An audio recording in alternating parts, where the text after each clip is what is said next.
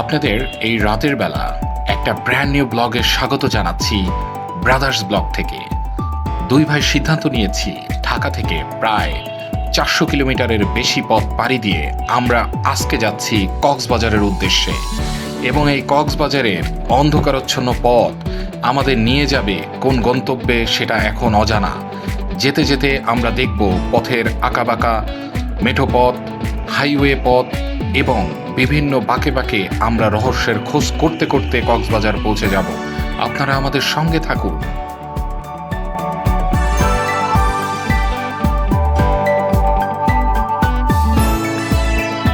আসসালামু আলাইকুম guys, brothers blog Cox's Bazar. আমরা চলে এসেছি আজকে আপনাদের সবাইকে নিয়ে সেই কক্সবাজার, ওয়ার্ল্ডের লার্জেস্ট সি বিচ কক্সবাজারে এখন আছে ব্রাদার্স ব্লগ। দুই ভাই প্রায় 500 কিলোমিটার পথ অতিক্রম করে এই কক্সবাজারে এসেছি শুধুমাত্র আপনাদের জন্য। আজকে এই কক্সবাজারের আমরা ইনস এন্ড আউট সবকিছু দেখবো। ইনানি, হিমছড়ি, পাটুয়ার টেক সহ কলাতলি এভরি হোয়ার আমরা আপনাদের জন্য নতুন ভাবে ঘুরে দেখাবো। চলুন আমাদের সাথে আমরা এনজয় করতে থাকি এই ব্লগটা। আমরা কক্সবাজারের উদ্দেশ্যে বের হয়ে যাই রাত 9টা 10 মিনিটে এবং বাসা থেকে বাইক ড্রাইভ করে চলে যাই কুমিল্লা থেকে ফেনী থেকে চিটাগাং এবং চিটাগাং হয়ে সাতকানিয়া, লোহাগড়া এবং রামু হয়ে কক্সবাজার।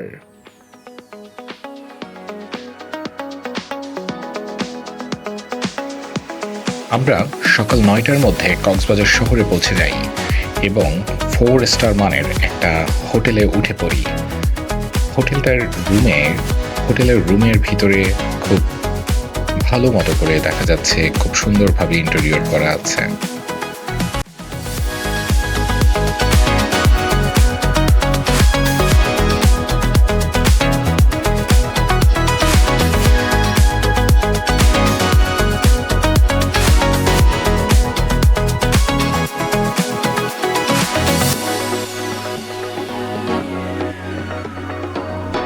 হোটেল রুমটির সবচেয়ে ভালো দিক হচ্ছে হোটেলের সমস্ত ফ্যাসিলিটিস আছে এবং বারান্দা দিয়ে একদম সমুদ্র দেখা যাচ্ছে।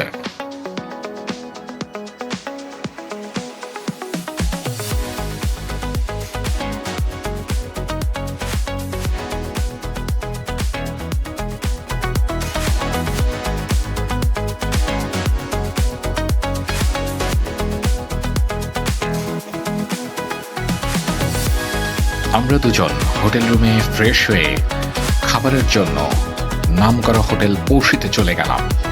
এবং আপনারা জানেন যে কক্সবাজারের অন্যতম একটা নামকরা হোটেল পৌষি। আমরা পৌষিতে ঢুকেই ভাতের অর্ডার করে থাকি এবং ভাতের সাথে আমরা গরুর কালো ভুনা, ডাল, সালাদ, বড়ই মাখা, টমেটো ভর্তা, বেগুন ভর্তা এবং ছুরি শুটকি অর্ডার করে থাকি।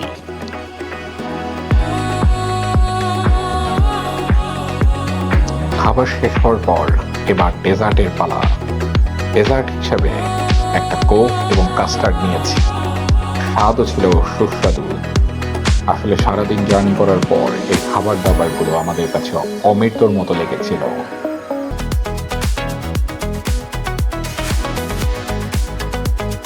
দুই ভাইয়ের ডিনার শেষে আমরা হাঁটতে হাঁটতে রামাদা হোটেলের সামনে মনের ক্লান্তি দূর করার জন্য একটা পান প্রধান খেতে গিয়েছিলাম।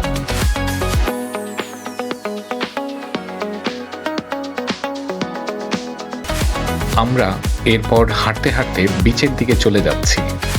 কিছু দূর যাওয়ার পর পিছনের দিকে হোটেলগুলোর দিকে তাকালে অসম্ভব সুন্দর লাগছে হোটেলগুলোকে।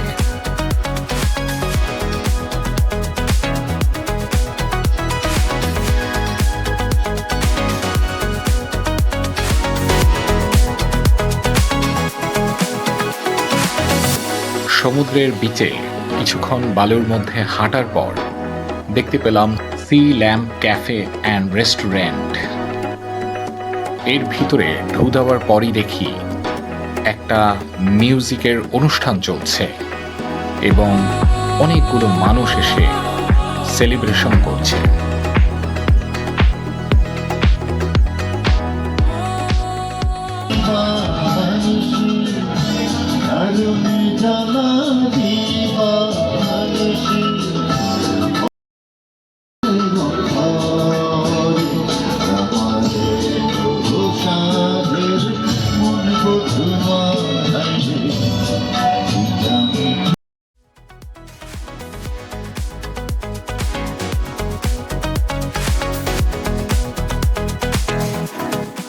কক্সবাজার বিচে একটা রেস্টুরেন্টের পর আরেকটা রেস্টুরেন্টে সঙ্গীত সন্ধ্যা হচ্ছে। এখানে প্রায় প্রতিটা রেস্টুরেন্টেই এই আয়োজন। সামনে অনেক আয়োজন দেখা যাচ্ছে, চলুন দর্শক সামনে গিয়ে দেখি।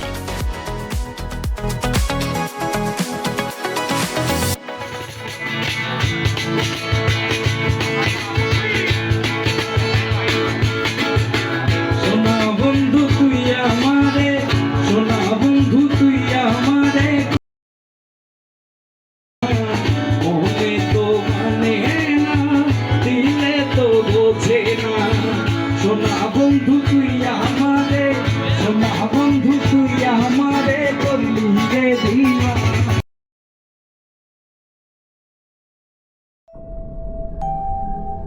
আমরা মিউজিক সন্ধ্যা শেষ করে একটু বিচের দিকে যাচ্ছি। হঠাৎ করে গা যেন কেন ছমছম করছে, সামনে কি যেন ওর আবির্ভাব মনে হচ্ছে।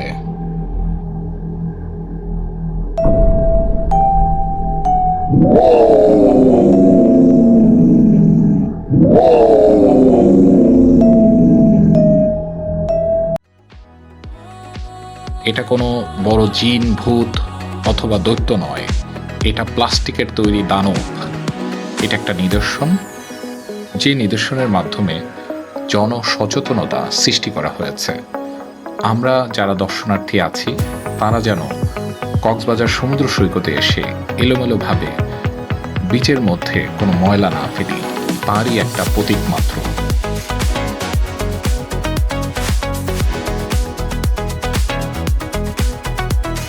বিচ থেকে ঘোরার পর হোটেল রুমে ফেরার সময় মনে হলো মাছ ভাজা খাই। সামুদ্রিক মাছ ভাজা একটা পছন্দ করে নিলাম। সামুদ্রিক মাছ বিক্রেতা খুব সুদক্ষ হাতে মাছটা কেটে নিয়ে খুব সুন্দরভাবে ধুয়ে বিভিন্ন প্রকার মশলা পাতি মাখিয়ে মাছটাকে হালকা ফ্রাই করছে।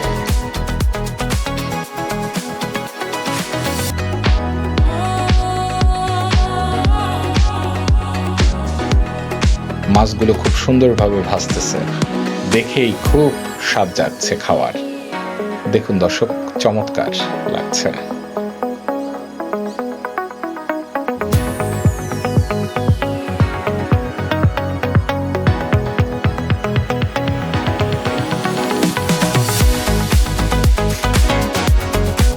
সত্যিকার অর্থে সামুদ্রিক এই টুনা ফিশটা খেতে অসম্ভব চমৎকার লেগেছিল।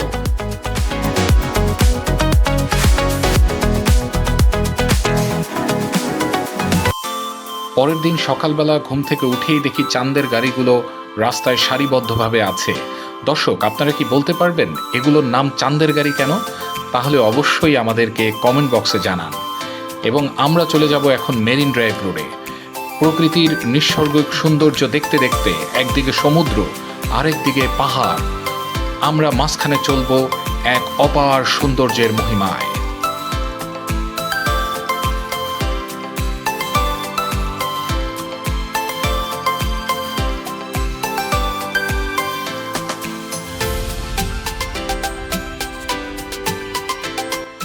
আমরা মেরিন ড্রাইভে চলতে চলতে একদম চলে এলাম দরিয়ানগরে। এই দরিয়ানগরে প্যারাসেইলিং এর একটা জোন তৈরি করা আছে। আপনি যদি চান এই প্যারাশুটে করে পাখির ডানা মেলে আকাশে উড়ে বেড়ানোর জন্য, এই প্যারাসেইলিংটা একটা চমকপ্রদ যান হতে পারে কিছু সময়ের জন্য। উপরে পাখির ডানা মেলে ওড়া এবং নিচে বিশাল সমুদ্র, জলরাশি।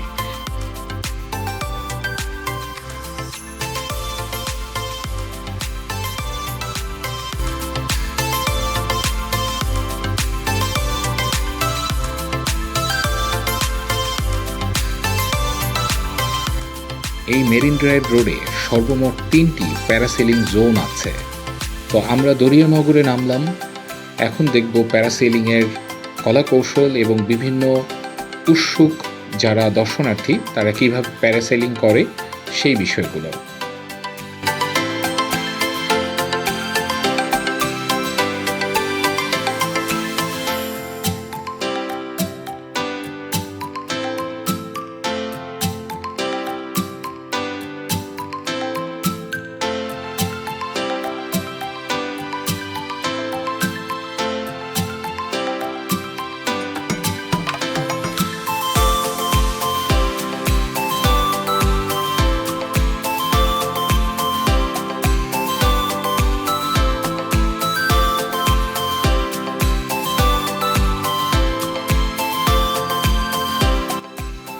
আমরা প্যারাসেলিং জোনে আসার পর দেখলাম প্যারাশুট ওড়ানোর পর এখানে এলোমেলোভাবে পড়ে আছে। ওই দূরে আকাশে প্যারাসেইলিং দেখা যাচ্ছে একদম লাইভ।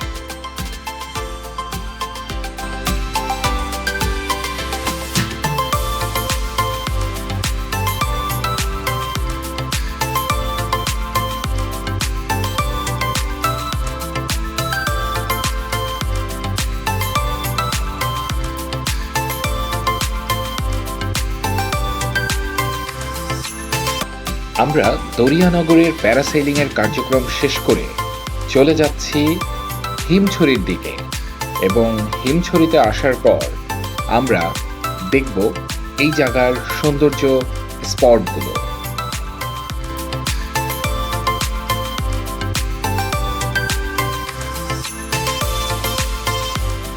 হিমছড়ির গেটে আসার পর হিমছড়িতে এন্ট্রি টিকিট ৩৫ টাকা করে, দুই ভাই ৭০ টাকা দিয়ে দুইটা টিকিট কেটে আমরা ভিতরের দিকে যাচ্ছি।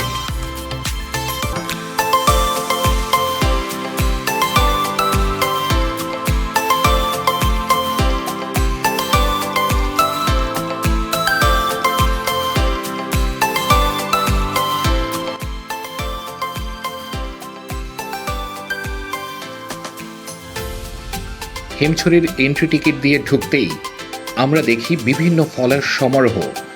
দোকানিরা ফল কেটে প্লেটে করে সারিবদ্ধ করে রেখেছে। আপনি যে ফল খেতে ইচ্ছুক, সেটা হতে পারে পেয়ারা, আনারস অথবা পাকা পেঁপে। এই সুস্বাদু ফলগুলো এই প্রচণ্ড গরমে আপনার ক্লান্তিটাকে মুহূর্তেই দূর করে দিবে।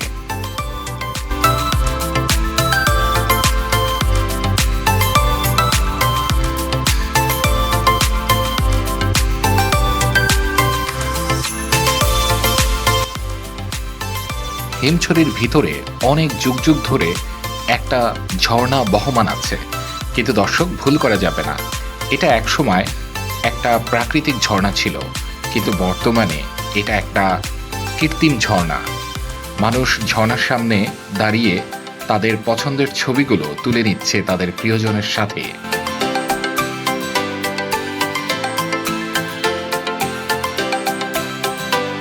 আমরা যেহেতু হিমছড়িতে এসেছি, সেহেতু হিমছড়ি থেকে পুরো সমুদ্রটা দেখতে কেমন লাগে তাই সিদ্ধান্ত নিলাম আমরা উপরে যাব।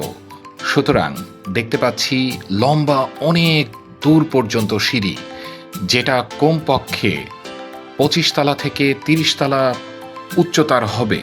এই সিঁড়ি বেয়ে আমরা ধাপে ধাপে উপরে পৌঁছে যাচ্ছি, এবং উপরে গিয়ে পুরো দৃশ্যটাকে আমরা আপনাদেরকে দেখাচ্ছি।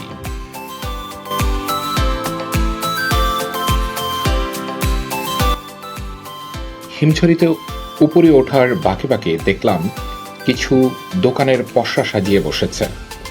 মানুষের পথের ক্লান্তি দূর করার জন্য ডাব খাওয়ার সুব্যবস্থা আছে, এবং কিছু দূর গিয়ে দেখলাম ছোট বাচ্চাদের জন্য বা পিপাসার্থ দর্শনার্থীদের জন্য আইসক্রিমের দোকানের ব্যবস্থাও করা হয়েছে।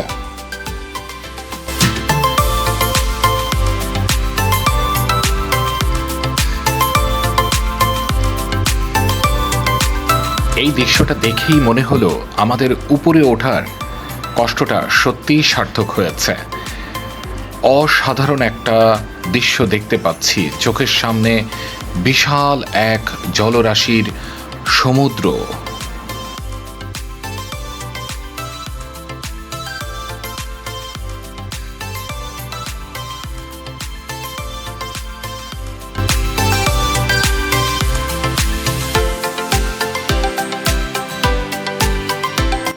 অনেক ভ্রমণ পিপাসু মানুষ এখানে ভিড় জমিয়েছে এই দৃশ্যটা দেখার জন্য। মনে হচ্ছে একটা দ্বীপে দাঁড়িয়ে আছি। এই দ্বীপটা শুধুমাত্র পাহাড় আর চারপাশ দিয়ে পানি দ্বারা বেষ্টিত।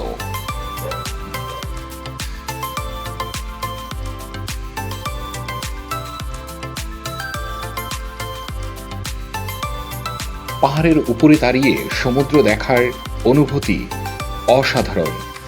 আমরা দেখতে দেখতে অন্য একটা লোকেশনের উদ্দেশ্যে আবার রওনা দিলাম।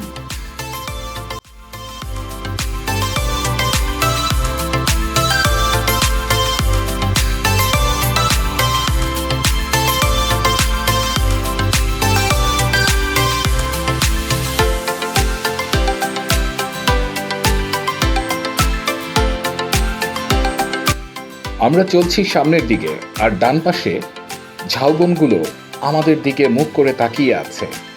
দেখতে চমৎকার লাগছে।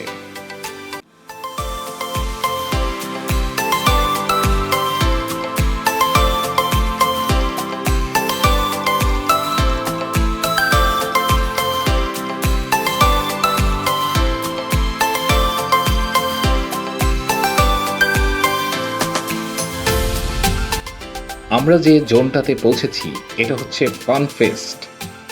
এই ফানফেস্ট জোনে parasailing, jet ski ride, boat riding, banana boating ও ফ্লাই ফিশ রাইডের সুব্যবস্থা রয়েছে।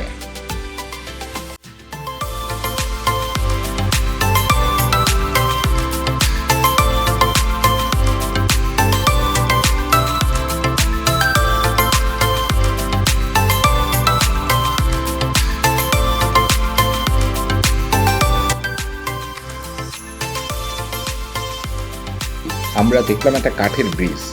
কাঠের ব্রিজটার দুই পাশে পুরো জলাধার এবং সামনে হচ্ছে ঝাউবন। মানুষজন এই কাঠের ব্রিজের উপর দিয়ে পার হচ্ছে, আর দক্ষিণা বাতাস তাদেরকে দোলা দিয়ে যাচ্ছে। সামনে এগিয়ে দেখছি যে ঝাউবনগুলো খুব পরিষ্কার পরিচ্ছন্নভাবে দৃশ্যমান, এবং এখানে স্পষ্ট ভাষায় লেখা আছে ঝাউবনে প্রবেশ নিষেধ। সাধারণত বাংলা নাটক সিনেমাগুলোতে এই ঝাউবনগুলোর ভিতরেই শুটিং করা হতো একটা সময়। এখনও দেখা যায়, বাট আগের থেকে একটু কম।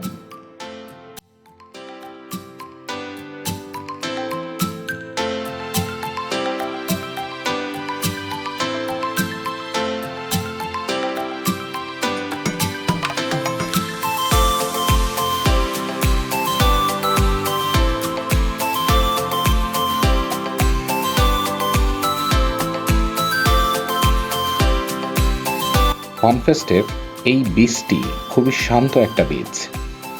খুব নিরিবিলি একটা পরিবেশ বিরাজমান। মানুষজন এলোমেলোভাবে তাদের আনন্দগুলোকে উপভোগ করছে, এবং দূরে দেখা যাচ্ছে সাম্পান নৌকাগুলো, এবং কিছু নৌকা তীরেও রাখা আছে।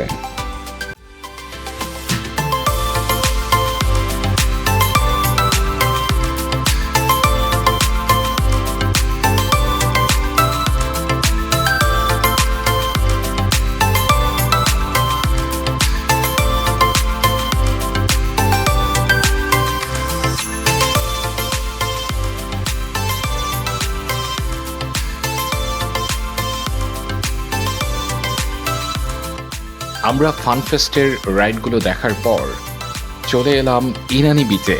উপর থেকে ইনানি বিচটা সম্পূর্ণ দেখা যাচ্ছে। খুবই মনোরম একটা পরিবেশ।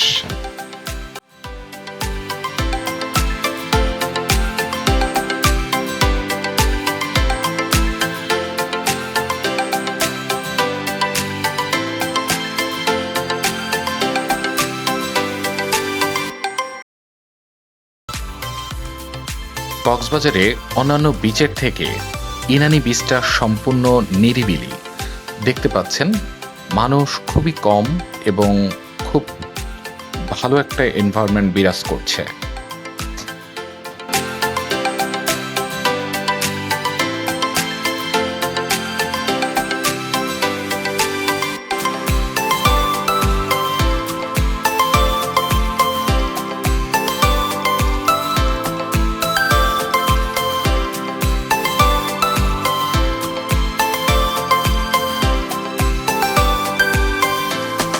গাইস, আমরা কিন্তু এখন ওয়ার্ল্ডের লার্জেস্ট এবং লংগেস্ট সি বিচের উপরে দাঁড়িয়ে আছি।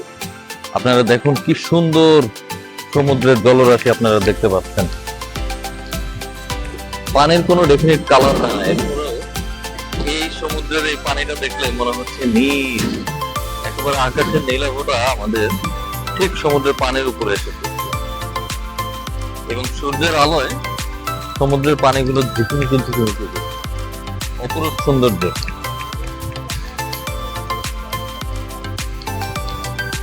খুব উপভোগ করছি। আপনারাও আমাদের সাথে থাকুন, থাকতে থাকতেই বুঝতে পারবেন কতটা মজা হয় এই ব্লগটি।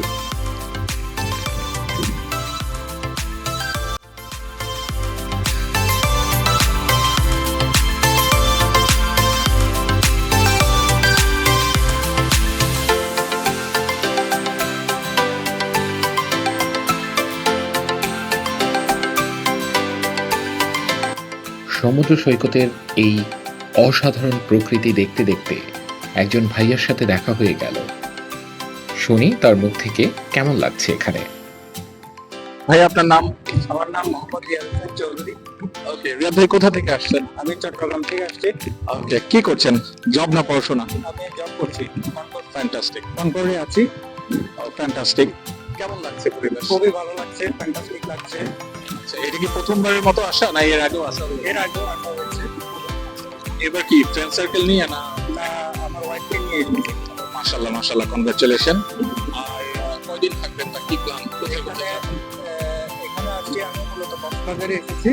কক্সবাজার থেকে আমি সেঞ্চুরি ঘুরছি, ঘোরার পর প্ল্যান আমি ইনানিতে আসছি।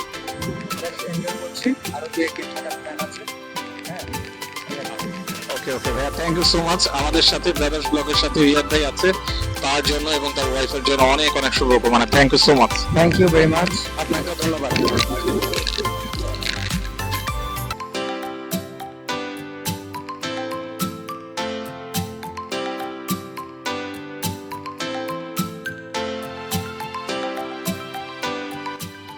সমুদ্র সৈকতে স্যান্ডি বাইক, ঘোড়া সারিয়ার এবং বিভিন্ন ফল মাখা বিভিন্ন ধরনের অ্যাক্টিভিটিসে পরিপূর্ণ দেখা যাচ্ছে।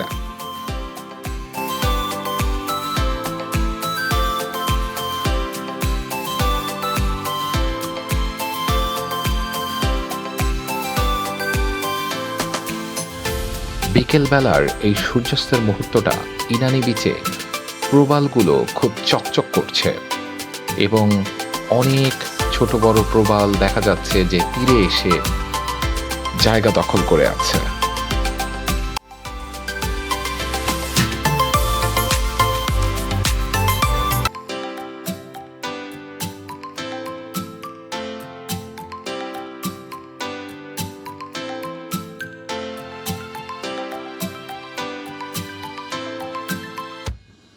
এরপরে আমরা দুজন ডিসিশন নিলাম যে পাটুয়া টেক রানী সি বিচে সূর্যাস্তটা উপভোগ করব, তাই আমরা সেদিকের উদ্দেশ্যে রওনা দিলাম।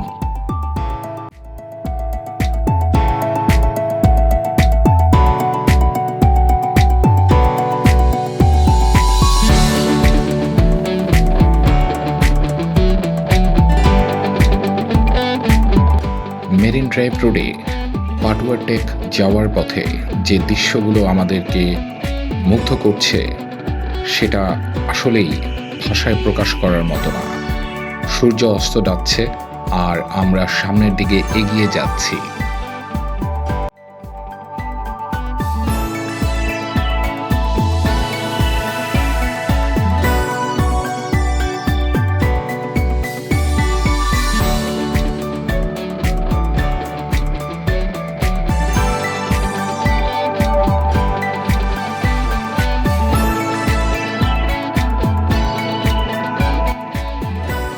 এই মেরিন ড্রাইভ রোডে চলতে চলতে একটা বিষয় লক্ষণীয়, সেটা হচ্ছে এই রাস্তার বাঁ পাশে অনেকগুলো 5 স্টার হোটেল রয়েছে এবং প্রতিটা হোটেলেরই আলাদা আলাদা রয়েছে বিচ এরিয়া।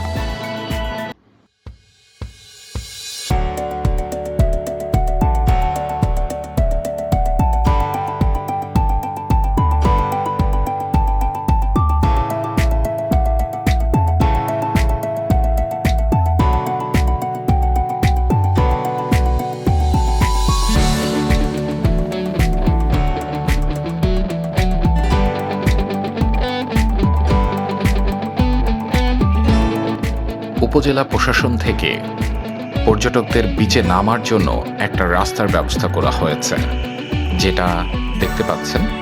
এটা হচ্ছে আমরা পাটুয়া টেকে চলে এসেছি।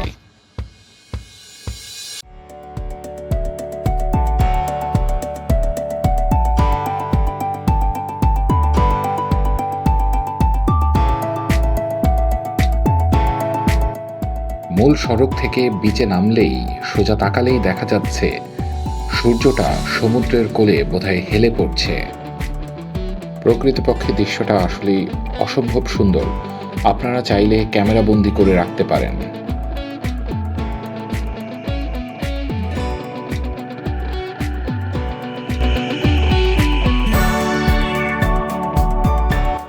দর্শক, আপনারা কি আমার প্রশ্নটার উত্তর কমেন্টে লিখেছেন যে চাঁদের গাড়িকে কেন চাঁদের গাড়ি বলা হয়?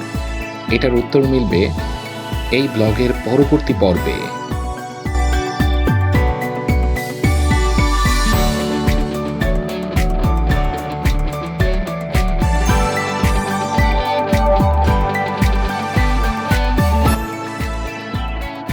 আমরা কক্সবাজার ব্লগের এই প্রথম পার্টটা শেষ করলাম। আগামী পর্বে রয়েছে বিভিন্ন দর্শনীয় স্থান, সুতরাং আমাদের ব্রাদার্স ব্লগের সঙ্গেই থাকুন। ধন্যবাদ।